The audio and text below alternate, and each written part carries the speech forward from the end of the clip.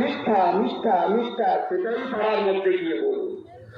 এই 15 লক্ষ করে দেয়নি, কিন্তু নেতাদের পকেটে আছে। ওই ভোটের দুদিন আগে বলবে ভোট কটা রয়েছে, না 5টা না 5,000 দিলাম, আপনারা কিন্তু নিয়ে নেবেন, নিয়ে ফিস করে খেয়ে নেবেন, কিন্তু ভোটটা দিতে দেবেন না, আসলে বলবো।